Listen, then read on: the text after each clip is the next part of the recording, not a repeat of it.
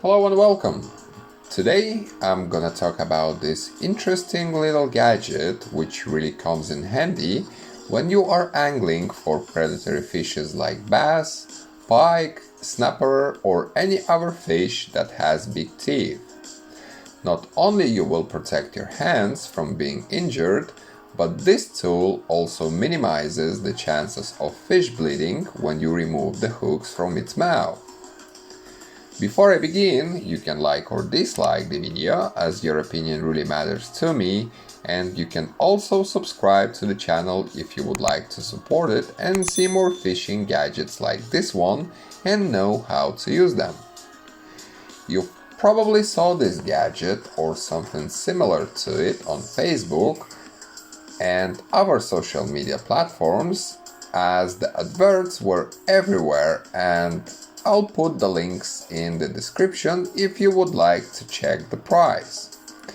The length of the tool I'm holding in my hands is 7 inches or 180 millimeters, and the width is only 2.7 inches or 70 millimeters, which means that this tool is quite compact and will fit in any tackle box.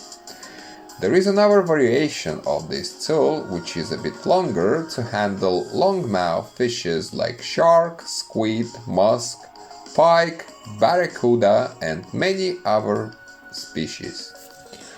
The tube of this tool is made from anodized aluminum and this hook here from stainless steel. The handle is made from plastic and fits your palm perfectly.